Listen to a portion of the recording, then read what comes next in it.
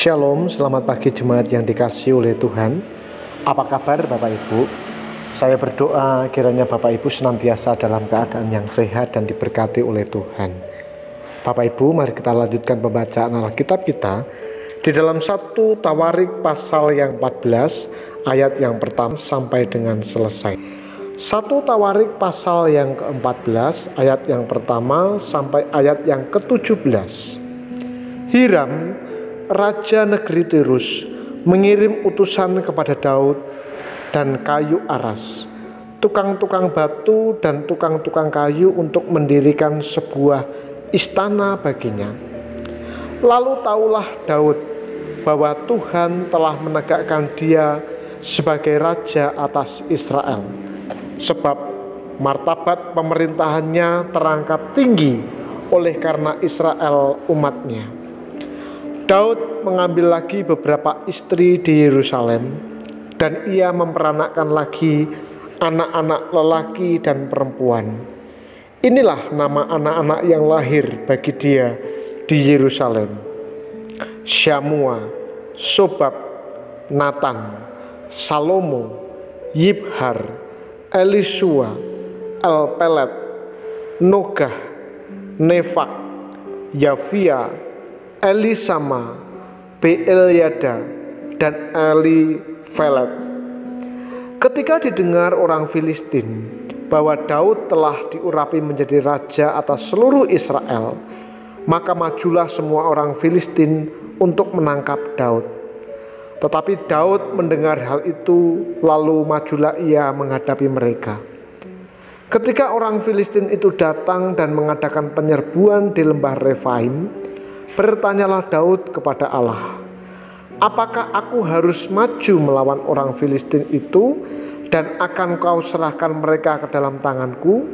Tuhan menjawab, "Majulah, aku akan menyerahkan mereka ke dalam tanganmu."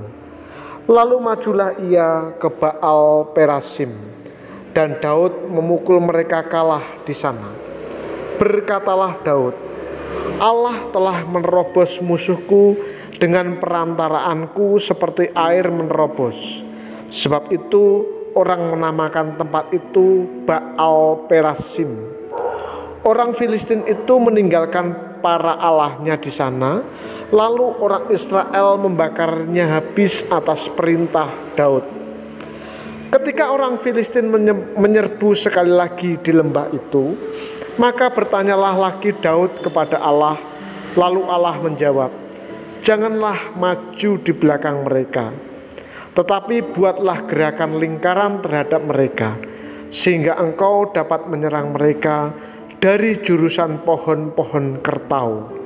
Dan bila engkau mendengar bunyi derap langkah di puncak pohon-pohon kertau itu, maka haruslah engkau keluar bertempur, sebab Allah telah keluar berperang di depanmu untuk memukul kalah tentara orang Filistin." Dan Daud berbuat seperti yang diperintahkan Allah kepadanya. Maka mereka memukul kalah tentara orang Filistin, mulai dari Gibeon sampai Geser. Lalu termasyurlah nama Daud di segala negeri, dan Tuhan mendatangkan rasa takut kepadanya atas segala bangsa. Saudara yang terkasih dalam nama Tuhan, tanda apa yang menunjukkan bahwa Tuhan berkenan atau memberkati pelayanan seseorang? Kalau kita melihat teks ini, kepemimpinan Daud semakin kokoh karena Tuhan sendiri yang memberkatinya. Bagaimana Tuhan memberkati Daud? Pertama, melalui Raja Hiram dari Tirus yang mengirimkan Daud berbagai hadiah untuk digunakan membangun istananya. Sikap Hiram ini bisa diartikan pernyataan hormat atau bahkan tunduk terhadap pemerintahan Daud. Bagi Daud sendiri, ini merupakan tanda penyertaan Tuhan atas dirinya sebagai Raja Israel. Penulis Tawarik mencatatkan hal kedua yang merupakan bukti berkat Tuhan atas Daud, yaitu anak-anak Daud yang dilahirkan baginya oleh istri-istrinya. Memang tindakan Daud mengambil banyak istri adalah sesuatu yang tidak berkenan kepada Tuhan. Namun memiliki banyak anak merupakan tanda perkenanan Tuhan atas seseorang. Ketiga, penyertaan Tuhan atas Daud nyata dari pertolongannya ketika orang Filistin berupaya menangkap dia. Daud belajar dari kesalahan pertama, yaitu gagal memindahkan tabut perjanjian karena tidak meminta petunjuk Tuhan. Maka saat itu ia meminta berkonsultasi kepada Tuhan.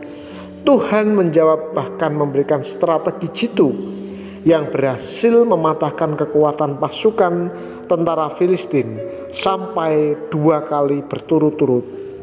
Kekalahan Filistin meneguhkan Daud bahwa Tuhan berpihak kepada dia.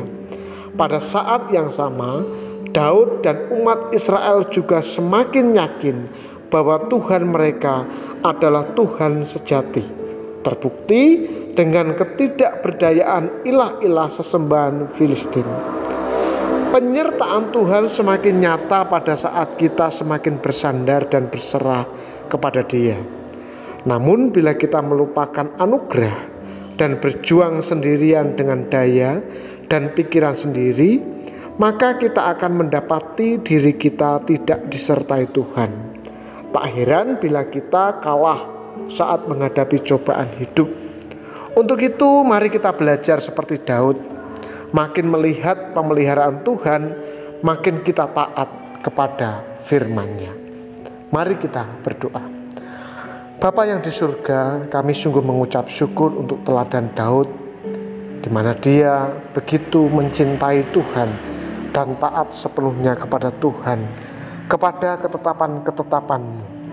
Bapa, pagi hari ini kami berdoa, ajarlah kami supaya kami seperti Daud, meneladani Tuhan dan bahkan menjadikan Tuhan sebagai prioritas hidup kami.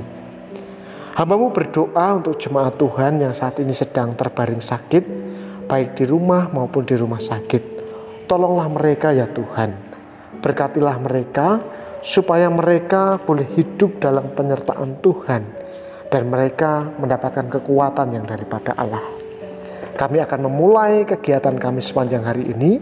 Mohon kiranya Tuhan memberkati kami. Di dalam nama Tuhan Yesus kami berdoa dan mengucap syukur. Amin. Tuhan Yesus memberkati.